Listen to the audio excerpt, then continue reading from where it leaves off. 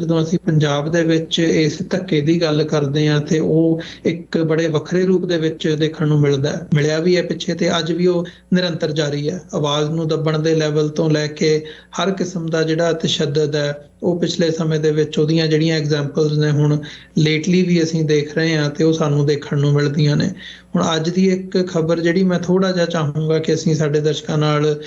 ਸਾਂਝੇ ਕਰਦੇ ਚੱਲੀਏ। ਅਨੰਦਪੁਰ ਸਾਹਿਬ ਦੇ ਏਰੀਏ ਦੇ ਵਿੱਚ, ਸ਼ਹਿਰ ਦੇ ਵਿੱਚ ਉੱਥੇ ਪਾਣੀ ਦੀ ਕਿੱਲਤ ਪਿਛਲੇ ਕੁਝ ਦਿਨਾਂ ਤੋਂ ਦੇਖਣ ਨੂੰ ਮਿਲ ਰਹੀ ਹੈ ਤੇ ਲੋਕਲ ਅਥਾਰਟੀਜ਼ ਵੱਲੋਂ ਜਿਹੜਾ ਹੈਗਾ ਬਲੇਮ ਗੇਮ ਉਹ Bhakra Beas management board BBMB ਦੇ ਉੱਤੇ ਸੁੱਟਿਆ ਜਾ ਰਿਹਾ ਹੈ, ਜਾਂ ਉਹਨਾਂ ਵੱਲੋਂ ਇੱਕ ਵੱਖਰੀ ਕਿਸਮ ਦੀ ਬਿਆਨਬਾਜ਼ੀ ਕੀਤੀ ਜਾ ਰਹੀ ਹੈ ਕਿ ਪਾਣੀ ਦੀ ਜਿਹੜੀ ਕਿੱਲਤ ਹੈ ਉਸ ਏਰੀਏ ਦੇ ਵਿੱਚ ਕਿਉਂ ਹੋ ਰਹੀ ਹੈ। ਡੈਮ ਦੇ ਵਿੱਚ ਪਾਣੀ ਘਟਿਆ, ਕਿਸ ਕਾਰਨ ਕਰਕੇ ਘਟਿਆ ਤੇ ਕੀ ਉਹਦੇ ਜਿਹੜੇ ਕੀ ਕਹਿੰਦੇ ਹੁੰਦੇ ਆ ਰੀਜ਼ਨਿੰਗ ਹੈਗੀ ਆ, ਉਹ ਇੱਕ ਦੇਖਣ ਵਾਲੀ ਗੱਲ। ਇੱਕ ਟੈਕਨੀਕਲ ਪਾਰਟ ਜਾਂ ਇੱਕ ਲੀਗਲ ਆਸਪੈਕਟ ਇੱਕ ਵੱਖਰੀ ਚੀਜ਼ ਹੈ, ਪਰ ਜਦੋਂ ਸਾਡਾ ਕੰਸਰਨ ਜਾਂ ਅਸੀਂ ਦੇਖਦੇ ਹਾਂ ਇਸ ਚੀਜ਼ ਨੂੰ ਤੇ ਅਸੀਂ ਹਮੇਸ਼ਾ ਇੱਥੋਂ ਦੇਖਦੇ ਹਾਂ ਕਿ ਡੈਮ ਦੇ ਬਣਨ ਤੋਂ ਲੈ ਕੇ ਜਾਂ ਜਦੋਂ ਇੱਕ ਹੜ੍ਹ ਵਾਲੀ ਸਥਿਤੀ ਪੈਦਾ ਕਰਨ ਦੀ ਗੱਲ ਦੇਖੀ ਜਾਂਦੀ ਹੈ, ਕਹੀ ਜਾਂਦੀ ਹੈ, ਉੱਦਾਂ ਦੀਆਂ ਕੁਝ ਐਗਜ਼ਾਮਪਲਸ ਸਾਨੂੰ ਪਿਛਲੇ ਸਾਲਾਂ ਦੇ ਵਿੱਚ ਵੀ ਦੇਖਣ ਨੂੰ ਮਿਲੀਆਂ ਨੇ ਕਿ ਸਟੇਟ ਵੱਲੋਂ water as a weapon use ਕੀਤਾ ਜਾਂਦਾ ਹੈ ਜਾਂ ਯੂਜ਼ ਕੀਤਾ ਜਾ ਸਕਦਾ ਹੈ। ਇਸ ਨਜ਼ਰੀਏ ਨਾਲ ਅਸੀਂ ਇਸ ਪਾਰਟ ਨੂੰ ਹਮੇਸ਼ਾ ਦੇਖਣ ਦੀ ਜਾਂ ਸਮਝਣ ਦੀ ਕੋਸ਼ਿਸ਼ ਕਰਦੇ ਹਾਂ ਵੀ ਚੱਲ ਕੀ ਰਿਹਾ ਆ। ਬਿਲਕੁਲ ਅਮਰਵੀਰ ਸਿੰਘ ਜੀ, ਆਪਾਂ ਬਿਲਕੁਲ ਜਾਂਦੇ ਇਹ ਜ਼ਰੂਰ ਬੜਾ ਅਹਿਮ ਮਸਲਾ ਆ ਜਿਹੜਾ ਮਤਲਬ ਵੈਸੇ ਤਾਂ ਇੱਕ ਛੋਟੀ ਜਿਹੀ ਖਬਰ ਬਣ ਕੇ ਰਹਿ ਜਾਂਦਾ ਹੁੰਦਾ, ਪਰ ਮਤਲਬ ਇਹ ਸਿੱਖਾਂ ਦੀ ਤਰਾਸਦੀ ਰਹੀ ਆ ਕਿ ਅਸੀਂ ਜਦੋਂ ਚੀਜ਼ਾਂ ਵੱਡੀਆਂ ਹੋ ਜਾਂਦੀਆਂ ਨੇ, ਜਦੋਂ ਉਹ ਕਾਬੂ ਕਰਨ ਤੋਂ ਬਾਹਰ ਹੋ ਜਾਂਦੀਆਂ ਆ, ਫਿਰ ਅਸੀਂ ਉਹਨਾਂ ਦੇ ਉੱਤੇ ਜਿਹੜਾ ਆ ਕਹਿ ਸਕਦੇ ਹਾਂ ਕਿ ਮਤਲਬ ਵੀ ਬੋਲਦੇ ਹਾਂ ਜਾਂ ਰੌਲਾ ਪਾਉਣਾ ਸ਼ੁਰੂ ਕਰਦੇ ਹਾਂ। ਜਦੋਂ ਉਹ ਗੱਲਾਂ ਛੋਟੀਆਂ ਹੁੰਦੀਆਂ ਨੇ, ਕਾਬੂ ਕੀਤੀਆਂ ਜਾ ਸਕਦੀਆਂ ਹੁੰਦੀਆਂ, ਉਦੋਂ ਅਸੀਂ ਉਹਨਾਂ ਗੱਲਾਂ ਵੱਲ ਧਿਆਨ ਨਹੀਂ ਦਿੰਦੇ ਜੀ। ਮਤਲਬ ਇਹ ਹੁਣ ਜਿਹੜੀ ਖਬਰ ਅਨੰਦਪੁਰ ਸਾਹਿਬ ਦੀ ਲੱਗੀ ਆ, ਅਨੰਦਪੁਰ ਸਾਹਿਬ ਖਾਲਸੇ ਦਾ ਸਾਜਨਾ ਦਿਹਾੜਾ, ਵੱਡੀ ਗਿਣਤੀ 'ਚ ਸਿੱਖ ਸੰਗਤਾਂ ਉੱਥੇ ਪਹੁੰਚ ਰਹੀਆਂ ਨੇ। ਉਸ ਤੋਂ ਪਹਿਲਾਂ ਜਿਹੜਾ ਅਨੰਦਪੁਰ ਸਾਹਿਬ ਨੂੰ ਸਪਲਾਈ ਹੁੰਦਾ ਆ ਜਿਸ ਨਹਿਰ ਤੋਂ ਪਾਣੀ, ਵੈਸੇ ਮੈਂ ਤੁਹਾਨੂੰ ਜ਼ਰੂਰ ਜਾਣਨਾ ਚਾਹੁੰਦਾ ਕਿਉਂਕਿ ਅਸੀਂ ਟ੍ਰਿਬਿਊਨ ਦੀ ਖਬਰ ਦਾ ਇਹ ਹਵਾਲਾ ਦੇ ਰਹੇ ਸੀ, ਤਾਂ ਜਦੋਂ ਮੈਂ ਹੁਣ ਉਹ ਖਬਰ ਨੂੰ ਖੋਲ ਰਿਹਾ ਤਾਂ ਉਹ ਮੈਨੂੰ ਇਹ ਆ ਰਿਹਾ ਕਿ ਟ੍ਰਿਬਿਊਨ ਨੇ ਉਹ ਖਬਰ ਹਟਾ ਦਿੱਤੀ ਆ ਜੀ। ਜੇ ਤੁਸੀਂ ਆਪਣੇ ਸਿਸਟਮ ਤੇ ਉਸ ਖਬਰ ਨੂੰ ਖੋਲ ਕੇ ਇੱਕ ਵਾਰ ਜ਼ਰੂਰ ਦੇਖ ਸਕਦੇ ਹੋ ਵੀ ਤੁਹਾਡੇ ਕੋਲ ਖੁੱਲ ਰਹੀ ਆ। ਮੈਂ ਚੈੱਕ ਕਰ ਲੈਣਾ ਜੀ। ਇਹ ਮਤਲਬ ਜਿਹੜੀ ਇਹ ਖਬਰ ਆ, ਚਲੋ ਭਾਵੇਂ ਹਟਾਤੀ ਹੈ ਜਾਂ ਕੁਛ ਵੀ ਆ, ਪਰ ਇਹ ਖਬਰ ਬੜੀ ਅਹਿਮ ਆ। ਮਤਲਬ ਆ ਰਹੀ ਹੈ ਜੀ ਤੁਹਾਡੇ? ਜੀ ਠੀਕ ਹੈ ਜੀ। ਫਿਰ ਮੇਰੇ ਹੋ ਸਕਦਾ ਕਿ ਇੱਥੇ ਸਿਸਟਮ ਦੇ ਵਿੱਚ ਕੋਈ ਦਿੱਕਤ ਹੋਊਗੀ, ਪਰ ਮੈਂ ਦਰਸ਼ਕਾਂ ਨੂੰ ਦੱਸਣਾ ਚਾਹੁੰਦਾ ਕਿ ਇਹ ਅਨੰਦਪੁਰ ਸਾਹਿਬ ਦੇ ਵਿੱਚ ਜਿਹੜੀ ਇੱਕ ਨਦੀ ਲੰਘਦੀ ਆ ਉੱਥੋਂ, ਨੰਗਲ ਹਾਈਡਲ ਜਿਹਨੂੰ ਕਿਹਾ ਜਾਂਦਾ, ਉਸ ਨੰਗਲ ਹਾਈਡਲ ਨਹਿਰ ਦੇ ਵਿੱਚੋਂ ਜਿਹੜਾ ਪਾਣੀ ਦੀ ਸਪਲਾਈ ਆ ਉਹ ਅਨੰਦਪੁਰ ਸਾਹਿਬ ਦੇ ਇਲਾਕਿਆਂ ਨੂੰ ਹੁੰਦੀ ਆ। ਤੇ ਹੁਣ ਉੱਥੇ ਸੰਗਤਾਂ ਨੇ ਆਉਣਾ ਸੀ ਤਾਂ ਉਹਦੇ 'ਚ BBMB ਦੇ ਵੱਲੋਂ ਉਸ ਨਹਿਰ ਦੇ ਵਿੱਚ ਜਿਹੜੀ ਪਾਣੀ ਦੀ ਸਪਲਾਈ ਆ ਉਹ ਘਟਾ ਦਿੱਤੀ ਗਈ। ਉਹ ਘਟਾਉਣ ਦੇ ਨਾਲ ਜਿਹੜੇ ਪਾਈਪ ਨਹਿਰ ਦੇ ਵਿੱਚ ਪਾਏ ਹੁੰਦੇ ਆ, ਜਿੱਥੋਂ ਪਾਣੀ ਜਿਹੜਾ ਚੁੱਕਿਆ ਜਾਂਦਾ ਆ ਸ਼ਹਿਰ ਦੇ ਵਿੱਚ ਦੇਣ ਦੇ ਲਈ, ਉਹ ਜਿਹੜਾ ਲੈਵਲ ਆ ਪਾਣੀ ਦਾ ਉਹਨਾਂ ਪਾਈਪਾਂ ਤੋਂ ਥੱਲੇ ਕਰ ਦਿੱਤਾ ਗਿਆ, ਜਿਹਦੇ ਨਾਲ ਜਿਹੜੀ ਸਾਰੀ ਸਪਲਾਈ ਆ ਵੀ ਸ਼ਹਿਰ ਦੇ ਵਿੱਚ ਪਾਣੀ ਦੀ ਉਹ ਰੁਕ ਗਈ ਆ। ਜਿਹਦੇ ਨਾਲ ਹੁਣ ਉੱਥੇ ਆ ਰਹੀਆਂ ਸੰਗਤਾਂ ਜਿਹੜੀਆਂ ਆ, ਤੁਸੀਂ ਮਤਲਬ ਇਮੈਜਿਨ ਕਰ ਸਕਦੇ ਹੋ ਕਿ ਕਿੰਨੀ ਵੱਡੀ ਦਿੱਕਤ ਉੱਥੇ ਸੰਗਤਾਂ ਨੂੰ ਆ ਰਹੀ ਹੋਵੇਗੀ। ਤੇ ਅੱਜ ਇਹ ਜਿਹੜੀ ਖਬਰ ਆ ਅਖਬਾਰਾਂ ਦੇ ਵਿੱਚ ਪ੍ਰਕਾਸ਼ਿਤ ਹੋਈ ਆ। ਪਰ ਇਹਦਾ ਜਿਹੜਾ ਇੱਕ ਵੱਡਾ ਫੈਕਟਰ ਆ ਜਿਹਨੂੰ ਅਸੀਂ ਸਮਝਣ ਦੀ ਕੋਸ਼ਿਸ਼ ਕਰੀਏ ਕਿ BBMB ਜਿਹੜਾ ਜਦੋਂ ਪੰਜਾਬ ਰੀਆਰਗਨਾਈਜੇਸ਼ਨ ਐਕਟ ਬਣਿਆ, ਜਿਹਦੇ ਵਿੱਚ ਪੰਜਾਬ ਰੀਆਰਗਨਾਈਜੇਸ਼ਨ ਐਕਟ ਦੇ ਵਿੱਚ BBMB ਅਦਾਰਾ ਭਾਰਤ ਸਰਕਾਰ ਨੇ ਬਣਾਇਆ, ਜਿਹਦੇ ਰਾਹੀਂ ਪੰਜਾਬ ਦੇ ਦਰਿਆਵਾਂ ਦੇ ਉੱਤੇ ਬਣੇ ਡੈਮਾਂ ਦੇ ਉੱਤੇ ਤੇ ਪੰਜਾਬ ਦੇ ਦਰਿਆਵਾਂ ਦੇ ਪਾਣੀ ਦੇ ਉੱਤੇ ਸਿੱਧਾ ਭਾਰਤ ਦੀ ਕੇਂਦਰ ਸਰਕਾਰ ਨੇ ਕਬਜ਼ਾ ਕਰ ਲਿਆ ਜੀ। ਉਸ ਕਬਜ਼ੇ ਦੇ ਖਿਲਾਫ ਜਿਹੜਾ 1984 ਤੋਂ ਬਾਅਦ ਸਾਰਾ ਸੰਘਰਸ਼ ਸਿੱਖਾਂ ਨੇ ਲੜਿਆ, ਉਹਦੇ 'ਚ ਇਹ ਮੰਗ ਵੀ ਸੀ ਕਿ ਉਹ ਦਰਿਆਵਾਂ ਦਾ ਜਿਹੜਾ ਪ੍ਰਬੰਧ ਆ ਉਹ ਪੰਜਾਬ ਨੂੰ ਮਿਲਣਾ ਚਾਹੀਦਾ। ਬੇਸਿਕਲੀ ਫਿਰ ਜਾ ਕੇ ਜਦੋਂ ਤੁਸੀਂ ਖਾਲਿਸਤਾਨ ਦੀ ਗੱਲ ਆ ਗਈ, ਫਿਰ ਤਾਂ ਸਾਰਾ ਹੀ ਕੁਛ ਮਤਲਬ ਆ ਗਿਆ। ਜਿਹੜਾ ਅਨੰਦਪੁਰ ਸਾਹਿਬ ਦਾ ਮੋਰਚਾ ਸੀ ਉਹਦੇ 'ਚ ਇਹ ਵੀ ਇੱਕ ਅਹਿਮ ਮੰਗ ਸੀ। ਤੇ ਉਹ ਸਾਰੇ ਦਾ ਹੁਣ ਜਿਹੜੇ ਅਸਰ ਅਸੀਂ ਅੱਜ ਵੀ ਦੇਖ ਰਹੇ ਹਾਂ ਕਿ BBMB ਉਹਨੂੰ ਕੰਟਰੋਲ ਕਰਦਾ, ਤੇ BBMB ਵਾਲਿਆਂ ਨੇ ਜਦੋਂ ਜੀ ਕੀਤਾ ਉਹ ਸੁੱਚ ਘਟਾਤਾ। ਤੇ ਤੁਸੀਂ ਦੇਖੋ ਮਤਲਬ ਦੁਨੀਆ ਦੇ ਵਿੱਚ ਬੜੀਆਂ ਇਹੋ ਜਿਹੀਆਂ ਉਦਾਹਰਨਾਂ ਨੇ ਕਿ ਮਤਲਬ ਪਾਣੀ, ਪਹਿਲਾ ਪਾਣੀ ਜੀਓ ਹੈ ਚਿਤ ਹਰਿਆ ਸਭ ਕੋਏ, ਮਤਲਬ ਪਾਣੀ ਤੋਂ ਜੀਵਨ ਦੀ ਸ਼ੁਰੂਆਤ ਹੁੰਦੀ ਆ ਤੇ ਪਾਣੀ ਜੀਵਨ ਦੀ ਮੁੱਢਲੀ ਲੋੜ ਆ। ਤੇ ਅੱਜ ਉਹ ਤੁਸੀਂ ਦੇਖ ਰਹੇ ਹੋ ਵੀ ਤੁਹਾਡੀ ਸੰਗਤ ਪਹੁੰਚ ਰਹੀ ਆ ਉੱਥੇ, ਤੇ ਉਹ ਪਾਣੀ ਦਾ ਸਵਿੱਚ ਉਹਨਾਂ ਕੋਲ ਆ ਤੇ ਉਹਨਾਂ ਨੇ ਪਾਣੀ ਦਾ ਸਵਿੱਚ ਬੰਦ ਕਰਤਾ, ਤੇ ਤੁਸੀਂ ਉਹ ਮਤਲਬ ਇੱਕ ਇੰਡੀਕੇਸ਼ਨ ਆ ਕਿ ਅਸੀਂ ਤੁਹਾਨੂੰ ਥਿਆਏ ਮਾਰ ਦਾਂਗੇ ਜੀ। ਮਤਲਬ ਇੰਡੀਆ ਦੇ ਅਫੀਸ਼ੀਅਲਸ ਕਈ ਵਾਰ ਇਹ ਗੱਲ ਕਹਿ ਚੁੱਕੇ ਆ ਕਿ ਜਿਹੜੇ ਡੈਮ ਨੇ ਉਹ ਸਾਡੇ ਲਈ ਇੱਕ ਤਰ੍ਹਾਂ ਦੇ ਨਾਲ ਵੈਪਨ ਆ, ਵੀ ਡੈਮਾਂ ਦੇ ਰਾਹੀਂ ਅਸੀਂ ਦੇਖਿਆ ਕਿ ਜਦੋਂ ਉਹਨਾਂ ਦਾ ਜੀ ਕੀਤਾ ਤੇ ਉਹਨਾਂ ਨੇ ਪੰਜਾਬ ਦੇ ਵਿੱਚ ਹੜ੍ਹ ਲਿਆ ਕੇ ਤੇ ਪੰਜਾਬ ਦੇ ਲੋਕਾਂ ਨੂੰ ਮਾਰਿਆ, ਤੇ ਨਾਲ ਹੀ ਜਦੋਂ ਉਹਨਾਂ ਦਾ ਜੀ ਕਰੂਗਾ ਉਹ ਪਾਣੀ ਦੀ ਸਪਲਾਈ ਰੋਕ ਕੇ ਤੇ ਤੁਹਾਨੂੰ ਥਿਆਏ ਵੀ ਮਾਰ ਸਕਦੇ ਆ, ਕਦੇ ਹੜਾ ਕੇ ਤੇ ਕਦੇ ਥਿਆਏ। ਮਤਲਬ ਇੰਨਾ ਜ਼ਿਆਦਾ ਕੰਟਰੋਲ ਜਿਹੜਾ ਆ ਪੰਜਾਬ ਦੇ ਜੀਵਨ ਦੇ ਉੱਤੇ, ਜ਼ਿੰਦਗੀ ਦੇ ਉੱਤੇ ਇੰਡੀਅਨ ਐਸਟੈਬਲਿਸ਼ਮੈਂਟ ਦਾ, ਭਾਰਤੀ ਰਾਜ ਦਾ ਜਿਹੜਾ ਆ ਹੋ ਚੁੱਕਿਆ। ਤੇ ਹੁਣ ਪਿਛਲੇ ਦਿਨਾਂ ਤੋਂ ਇਹ ਮਸਲੇ ਦਾ ਇੱਕ ਹੋਰ ਜਿਹੜਾ ਬੈਕਡਰੋਪ ਆ ਮੈਂ ਜ਼ਰੂਰ ਤੁਹਾਨੂੰ ਦੱਸਣਾ ਚਾਹੁੰਦਾ ਜੀ। ਪੰਜਾਬ ਸਰਕਾਰ ਨੇ ਕਿਤੇ ਕਿਸੇ ਅਫਸਰ ਨੇ, ਪੰਜਾਬ ਸਰਕਾਰ ਦੇ ਨੇ ਇਹ ਫੈਸਲਾ ਕਰ ਲਿਆ ਕਿ ਜਿਹਦੇ 'ਚ ਉਹਨਾਂ ਨੇ ਮਤਲਬ ਇੱਕ ਕੇਸ ਬਣਾ ਦਿੱਤਾ ਕਿ ਜਿਹੜਾ BBMP ਆ ਉਹਨੂੰ ਜਿਹੜਾ ਪੰਜਾਬ ਸਰਕਾਰ ਦੇ ਹਿੱਸੇ ਦਾ ਜਿਹੜਾ ਫੰਡ ਸੀ ਉਹਦੀ ਇਸ ਸਾਲ ਅਦਾਇਗੀ ਰੋਕਤੀ ਪੰਜਾਬ ਸਰਕਾਰ ਨੇ। ਮਤਲਬ ਜਿਹੜਾ 33.98 ਕਰੋੜ ਦਾ ਜਿਹੜੇ ਪਿਛਲੇ ਸਾਲ ਦੀ ਆਖਰੀ ਤਿਮਾਹੀ ਮਤਲਬ ਲਾਸਟ ਕੁਆਰਟਰ ਆ ਜਿਹੜਾ ਉਹਦਾ ਜਿਹੜਾ 33.98 ਕਰੋੜ ਰੁਪਏ ਦਾ ਫੰਡ ਜਿਹੜਾ ਪੰਜਾਬ ਸਰਕਾਰ ਤੋਂ ਜਾਣਾ ਸੀ BBMP ਨੂੰ, ਉਹ ਰੋਕਤਾ, ਜਿਹਦੇ 'ਚ ਮਤਲਬ ਇਹ ਕਿਹਾ ਗਿਆ ਕਿ ਜਿਹੜਾ ਪਹਿਲਾ ਪੈਸਾ ਪੰਜਾਬ ਸਰਕਾਰ ਦਾ ਜਾ ਰਿਹਾ BBMP ਨੂੰ ਉਹਦਾ ਕੋਈ ਹਿਸਾਬ ਨਹੀਂ ਦਿੱਤਾ ਜਾ ਰਿਹਾ, ਤੇ ਨਾ ਜਿੰਨਾ ਪੰਜਾਬ ਨੂੰ ਪਾਣੀ ਚਾਹੀਦਾ ਹੁੰਦਾ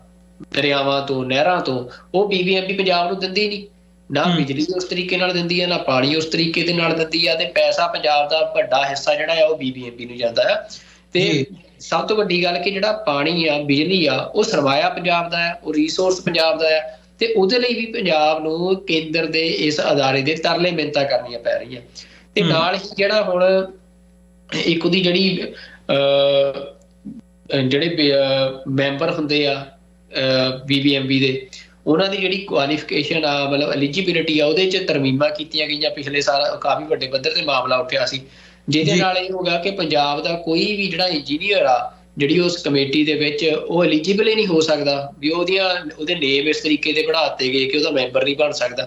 ਵੀ ਇਹ ਸਾਰਾ ਕੁਛ ਕੀਤਾ ਜਾ ਰਿਹਾ, ਜਿਹਦੇ ਚੱਲਦੇ ਫੈਸਲਾ ਹੋਇਆ। ਤੇ ਉਦੋਂ ਬਾਅਦ ਅਸੀਂ ਦੇਖ ਸਕਦੇ ਹਾਂ ਕਿ ਅੱਜ ਉਹਨਾਂ ਨੇ BBMP ਨੇ ਇਹ ਇੱਕ ਤਰੀਕੇ ਦੇ ਨਾਲ ਤੁਸੀਂ ਕਹਿ ਸਕਦੇ ਹੋ ਕਿ ਮਤਲਬ ਵੀ ਜਦੋਂ ਆਪਸੀ ਅਦਾਰਿਆਂ ਦੀ ਭਾਵੇਂ ਪੰਜਾਬ ਸਰਕਾਰ ਜਿਹੜੀ ਆ ਉਹ ਵੀ ਭਾਰਤ ਸਰਕਾਰ ਦੇ ਹੁਕਮਾਂ ਨਾਲ ਹੀ ਚੱਲਦੀ ਆ, ਪਰ ਜੇ ਕਿਤੇ ਮਾੜਾ ਮੋਟਾ ਇਸ ਤਰੀਕੇ ਦਾ ਫੈਸਲਾ ਕਰ ਵੀ ਲੈਣ ਤਾਂ ਵੀ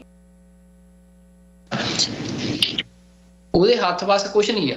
ਮਤਲਬ ਇੱਕ ਉਦਾਹਰਨ ਆ ਕਿ ਪੰਜਾਬ ਦੀ ਸਰਕਾਰ ਜਿਹੜੀ ਆ, ਕੋਈ ਵੀ ਬੰਦਾ ਪੰਜਾਬ ਦੇ ਵਿੱਚ ਕਹੇ ਕਿ ਮੈਂ ਸਰਕਾਰ ਬਣਾ ਕੇ ਤੇ ਮੈਂ ਪੰਜਾਬ ਦੇ ਸਾਰੇ ਹੱਕ ਦਵਾ ਦੂੰਗਾ, ਵੀ ਇੱਥੇ ਉਹਨਾਂ ਨੇ ਇੱਕ ਫੰਡ ਰੋਕਣ ਦੀ ਗੱਲ ਕੀਤੀ ਤੇ ਅਗਲੇ ਨੇ ਅਗਲੇ ਦਿਨ ਪਾਣੀ ਰੋਕਤਾ ਤੁਹਾਡਾ। ਤੇ ਮਤਲਬ ਵੀ ਪੰਜਾਬ ਦੇ ਕੋਲ ਜਿਹੜਾ ਪੰਜਾਬ ਰੀਆਰਗਨਾਈਜੇਸ਼ਨ ਐਕਟ ਬਣਾਇਆ ਉਹਨਾਂ ਨੇ, ਜਦੋਂ ਪੰਜਾਬ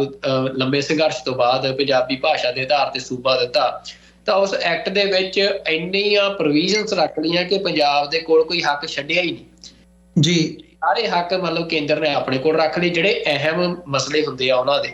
ਤੇ ਜਿਹੜੇ ਮਾੜੇ ਮੋਟੇ ਹੱਕ ਹੈ ਵੀ ਸੀ ਉਹ ਵੀ ਲਗਾਤਾਰ ਜਿਹੜੀਆਂ ਪੰਜਾਬ ਦੇ ਵਿੱਚ ਸਰਕਾਰਾਂ ਬਣਦੀਆਂ ਰਹੀਆਂ। ਉਹਨਾਂ ਨੇ ਸਿਰਫ ਸਰਕਾਰਾਂ ਚਲਾਉਣ ਦੇ ਲਈ, ਸਰਕਾਰਾਂ ਮਾਣਨ ਦੇ ਲਈ ਲਗਾਤਾਰ ਜਿਵੇਂ ਕੇਂਦਰ ਦੇ ਅਫਸਰ ਜਿਹੜੇ ਜੋ ਪੰਜਾਬ ਨੂੰ ਗਵਰਨ ਕਰਾਉਂਦੇ ਆ ਉਹ ਲਾਏ ਹੁੰਦੇ ਆ, ਜਿਵੇਂ ਦੀਆਂ ਉਹ ਸਲਾਹਾਂ ਦਿੰਦੇ ਆ ਉਹਨਾਂ ਦੇ ਮੁਤਾਬਕ ਉਹ ਕਾਨੂੰਨ ਬਣਾਉਂਦੇ ਗਏ। ਹੁਣ ਰੀਸੈਂਟਲੀ ਪੰਜਾਬ ਦੀ ਵਿਧਾਨ ਸਭਾ ਨੇ ਉਹ ਕਾਨੂੰਨ ਪਾਸ ਕਰਤਾ ਕਿ ਜਿਹਦੇ ਵਿੱਚ ਪਹਿਲਾਂ ਕਾਨੂੰਨ ਹੁੰਦਾ ਸੀ ਕਿ ਜੇ ਕੋਈ ਜਿਹੜਾ ਕਾਰਖਾਨਾ ਆ ਉਹ ਪੰਜਾਬ ਦੇ ਜਿਹੜੇ ਪਾਣੀ ਨੇ, ਦਰਿਆ ਨੇ, ਉਹਨਾਂ ਦੇ ਵਿੱਚ ਕੋਈ ਪ੍ਰਦੂਸ਼ਣ ਸੁੱਟ ਰਿਹਾ ਆ, ਕੋਈ ਜ਼ਹਿਰ ਸੁੱਟ ਰਿਹਾ ਆ, ਤਾਂ ਉਹਨੂੰ ਜੇਲ੍ਹ ਹੁੰਦੀ ਸੀ। ਹੁਣ ਪਿਛਲੇ 1.5 ਹਫ਼ਤੇ ਪਹਿਲਾਂ ਇਹਨਾਂ ਨੇ ਕਾਨੂੰਨ ਕੇਂਦਰ ਨੇ ਬਣਾਇਆ ਸੀ, ਪਰ ਉਹ ਸੂਬਿਆਂ ਨੇ ਪਾਸ ਕਰਨਾ ਹੁੰਦਾ, ਹੋਰ ਕਈ ਸੂਬਿਆਂ ਉਹ ਨਹੀਂ ਪਾਸ ਕੀਤਾ। ਪੰਜਾਬ ਨੇ ਮਤਲਬ ਆਪ ਦੀ ਸਰਕਾਰ ਨੇ ਉਹਨੂੰ ਪਾਸ ਕਰਤਾ ਵੀ ਹੁਣ ਉਹ ਕੋਈ ਸਜ਼ਾ ਨਹੀਂ ਹੋਊਗੀ ਉਸ ਕਾਰਖਾਨੇ ਵਾਲੇ ਬੰਦੇ ਨੂੰ ਜਿਹੜਾ ਜ਼ਹਿਰ ਸੁੱਟੂਗਾ ਦਰਿਆਵਾਂ 'ਚ, ਵੀ ਉਹਨੂੰ ਸਿਰਫ ਤੇ ਸਿਰਫ ਕੁਛ ਜੁਰਮਾਨਾ ਹੈ ਜਿਹੜਾ ਉਹ ਹੁਣ ਦੇਣਾ ਪਿਆ ਕਰੂਗਾ। ਤੇ ਉਹ ਪਹਿਲਾਂ ਜਦੋਂ ਸਜ਼ਾਵਾਂ ਦਾ ਪ੍ਰੋਵੀਜ਼ਨ ਸੀ ਉਦੋਂ ਨਹੀਂ ਸੀ ਹਟਦੇ ਜ਼ਹਿਰ ਸੁੱਟਣ ਤੋਂ, ਤੇ ਉਹ ਹੁਣ ਕਿਵੇਂ ਹਟਣਗੇ? ਤੇ ਨਾਲ ਹੀ ਉਹਦੇ ਵਿੱਚ ਜਿਹੜਾ ਉਹ ਕਾਨੂੰਨ ਭਾਰਤ ਸਰਕਾਰ ਨੇ ਬਣਾਇਆ, ਇਹ ਬਣਾਇਆ ਵੀ ਜਿਹੜੀ ਸਟੇਟ ਦੀ ਇਨਵਾਇਰਮੈਂਟਲ ਕਮੇਟੀ ਆ ਉਹਦੇ ਵਿੱਚ ਪਹਿਲਾਂ ਕੋਈ ਕਾਨੂੰਨ ਕੇਂਦਰ ਦਾ ਬੰਦਾ ਨਹੀਂ ਸੀ ਹੁੰਦਾ, ਉਹਦੇ 'ਚ ਜਿਹੜਾ ਨਵੇਂ ਕਾਨੂੰਨ 'ਚ ਕਿ ਉਹਦੇ 'ਚ ਹੁਣ ਇੱਕ ਕੇਂਦਰ ਦਾ ਬੰਦਾ ਹੋਇਆ ਕਰੂਗਾ ਜੀ, ਉਹਦੇ 'ਚ ਵੀ ਤੁਸੀਂ ਕੇਂਦਰ ਦੀ ਦਖਲਅੰਦਾਜ਼ੀ ਕਰਾ ਲਈ। ਮਤਲਬ ਪੰਜਾਬ ਦੇ ਵਿੱਚ ਵੀ ਇਹ ਆਵਾਈ ਉੱਤਿਆ ਪਿਆ ਅਮਰਵੀਰ ਸਿੰਘ ਜੀ, ਵੀ ਲਗਾਤਾਰ ਪੰਜਾਬ ਨੂੰ ਇੰਡੀਅਨ ਸਟੇਟ ਨੇ ਪੰਜਾਬ ਦੇ ਉੱਤੇ ਇਹੋ ਜਿਹਾ ਐਡਮਿਨਿਸਟ੍ਰੇਸ਼ਨ ਥੋਪਿਆ, ਇਹੋ ਜਿਹੇ ਕਾਨੂੰਨ ਬਣਾਏ ਵੀ ਜਿਵੇਂ ਜਦੋਂ ਬ੍ਰਿਟਿਸ਼ਰ ਆਉਂਦੇ ਸੀ ਤਾਂ ਇਹ ਉਹ ਜਿਹੜਾ ਕਾਨੂੰਨ ਕਹਿੰਦੇ ਆ ਸਾਈਮਨ ਕਮਿਸ਼ਨ ਦੀ ਗੱਲ ਕਰਦੇ ਆ ਜੀ, ਲਾਲਾ ਲਾਜਪਤ ਰਾਏ ਉਹ ਡਾਂਗਾ ਖਾਂਦਾ ਸੀ ਸਾਈਮਨ ਕਮਿਸ਼ਨ ਵਾਪਸ ਜਾਓ, ਉਹ ਵੀ ਤਾਂ ਇੰਨੀ ਕਰਦੇ ਸੀ ਅੰਗਰੇਜ਼ ਵੀ। ਉਹ ਕਾਨੂੰਨ ਲੈ ਕੇ ਆਉਂਦੇ ਸੀ, ਕਾਨੂੰਨ ਬਣਾਉਂਦੇ ਸੀ ਤੇ ਉਹ ਐਜ਼ ਅ ਕੋਲੋਨੀ ਉਹਨਾਂ ਕਾਨੂੰਨਾਂ ਦੇ ਰਾਹੀਂ ਇੰਡੀਆ ਦੇ ਸਾਰੇ ਰਿਸੋਰਸਿਸ ਨੂੰ, ਇਸ ਖਿੱਤੇ ਦੇ ਸਾਰੇ ਰਿਸੋਰਸਿਸ ਨੂੰ ਲੁੱਟਦੇ ਸੀ। ਕਾਨੂੰਨ ਤੋਂ ਬਾਅਦ ਤਾਂ ਕੁਝ ਨਹੀਂ ਸੀ ਕਰਦੇ, ਉਹ ਜੋ ਵੀ ਕਰਦੇ ਸੀ ਕਾਨੂੰਨ ਦੇ ਮੁਤਾਬਕ ਕਰਦੇ ਸੀ। ਬਿਲਕੁਲ ਇਹ ਬਣਾਉਂਦੇ ਸੀ ਕਿ ਜਿਹਦੇ ਨਾਲ ਲੁੱਟ ਕੀਤੀ ਜਾ ਸਕੇ। ਉਹੀ ਸੇਮ ਤਰੀਕਾ ਜਿਹੜਾ ਆ ਇੰਡੀਆ ਕਰਦਾ ਆ ਕਿ ਉਹ ਕਾਨੂੰਨ ਇਹੋ ਜਿਹੇ ਪੰਜਾਬ ਦੇ ਵਾਸਤੇ ਬਣਾਉਂਦਾ ਜਾਂ ਥੋਪਦਾ ਪੰਜਾਬ ਤੇ ਕਿ ਜਿਹਦੇ ਨਾਲ ਪੰਜਾਬ ਦੇ ਸਰਮਾਏ ਦੀ, ਪੰਜਾਬ ਦੇ ਰਿਸੋਰਸਿਸ ਦੀ ਲੁੱਟ ਕੀਤੀ ਜਾ ਸਕੇ, ਪੰਜਾਬ ਦੇ ਵਿੱਚੋਂ ਅਨਐਮਪਲੋਇਮੈਂਟ ਪੰਜਾਬ 'ਚ ਪੈਦਾ ਕੀਤੀ ਜਾ ਸਕੇ, ਪੰਜਾਬ ਦੀ ਜ਼ਮੀਨ ਤੇ ਪ੍ਰਵਾਸੀਆਂ ਦੇ ਕਬਜ਼ੇ ਕਰਵਾਏ ਜਾ ਸਕਣ, ਪੰਜਾਬ ਦੇ ਵਿੱਚ ਜਿਹੜੇ ਗੈਰ ਪੰਜਾਬੀਆਂ ਦੀ ਘੁਸਪੈਠ ਕਰਵਾਈ ਜਾ ਸਕੇ। ਮਤਲਬ ਸਾਰੇ ਉਹ ਕਾਨੂੰਨ ਪੰਜਾਬ ਦੇ ਵਿੱਚ, ਪਰ ਉਹ ਕਰਦੇ ਸਾਰਾ ਕੁਝ ਕਾਨੂੰਨ ਦੇ ਮੁਤਾਬਕ। ਤੇ ਉਹ ਹੁਣ ਜਦੋਂ ਤੁਸੀਂ ਉਹਨਾਂ ਦਾ ਵਿਰੋਧ ਕਰਦੇ ਹੋ, ਫਿਰ ਜਿਹੜੇ ਲੋਕ ਵਿਰੋਧ ਕਰਦੇ ਆ, ਖਾਸ ਤੌਰ ਤੇ ਜਦੋਂ ਸਿੱਖ ਕਰਦੇ ਆ, ਫਿਰ ਉਹ ਕਹਿੰਦੇ ਇਹ ਗੈਰ ਕਾਨੂੰਨੀ ਕੰਮ ਜੀ। ਫਿਰ ਭਗਤ ਸਿੰਘ ਹੋਰੀ ਵੀ ਤਾਂ ਉਦੋਂ ਗੈਰ ਕਾਨੂੰਨੀ ਤਾਂ ਹੀ ਕਰਦੇ ਸੀ ਨਾ ਕਿਉਂਕਿ ਅੰਗਰੇਜ਼ ਸਾਰਾ ਕੁਝ ਕਰਦੇ ਕਾਨੂੰਨ ਦੇ ਮੁਤਾਬਕ ਸੀ। ਤਾਂ ਇਹ ਜਿਹੜੀ ਗੱਲ ਆ ਇਹ ਮਤਲਬ ਸਮਝਣੀ ਬੜੀ ਜ਼ਰੂਰੀ ਆ ਅੱਜ ਪੰਜਾਬ ਦੇ ਨੌਜਵਾਨਾਂ ਨੂੰ, ਪੰਜਾਬ ਦੇ ਲੋਕਾਂ ਨੂੰ, ਜਿਹੜੇ ਹਜੇ ਵੀ ਇਸ ਗੱਲ ਦੇ ਉੱਤੇ ਖੜੇ ਆ ਵੀ ਸਿੱਖਾਂ ਨੂੰ ਆਪਣਾ ਰਾਜ ਨਹੀਂ ਚਾਹੀਦਾ। ਉਹਨਾਂ ਨੂੰ ਇਹ ਵੀ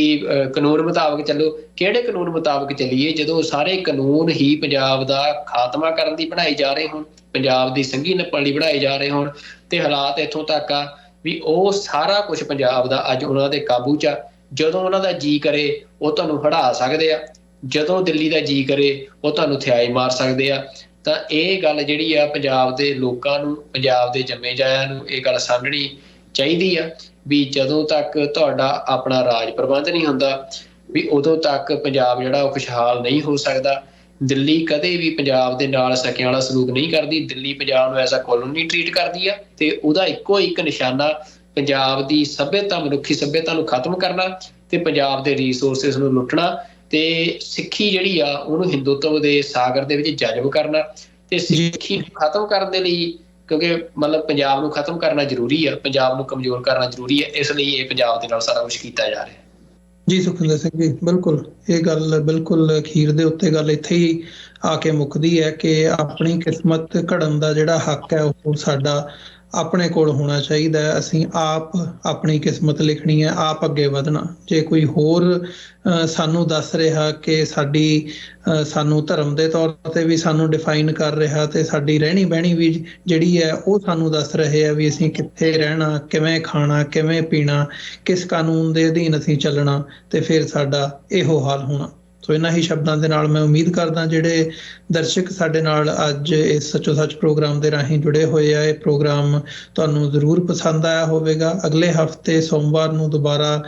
ਡਾਕਟਰ ਅਮਰਜੀਤ ਸਿੰਘ ਹੋਰੀ ਤੇ ਬੀਬੀ ਨੀਲਮ ਕੌਰ ਉਹ ਤੁਹਾਡੇ ਨਾਲ ਵਿਚਾਰਾਂ ਦੀ ਸਾਂਝ ਪਾਉਣਗੇ ਇਸ ਪ੍ਰੋਗਰਾਮ ਦੇ ਰਾਹੀਂ। ਅੱਜ ਦੇ ਸ਼ੋਅ ਦੇ ਵਿੱਚ ਅਸੀਂ ਇੱਥੇ ਹੀ ਇਜਾਜ਼ਤ ਚਾਹਾਂਗੇ ਤੁਹਾਡੇ ਕੋਲੋਂ। ਫਤਿਹ ਦੀ ਸਾਂਝ ਪਾਈਏ ਸੁਖਵਿੰਦਰ ਸਿੰਘ ਜੀ ਅੰਤ ਦੇ ਵਿੱਚ। ਵਾਹਿਗੁਰੂ ਜੀ ਕਾ ਖਾਲਸਾ, ਵਾਹਿਗੁਰੂ ਜੀ ਕੀ ਫਤਿਹ ਜੀ। ਵਾਹਿਗੁਰੂ ਜੀ ਕਾ ਖਾਲਸਾ, ਵਾਹਿਗੁਰੂ ਜੀ ਕੀ ਫਤਿਹ ਜੀ।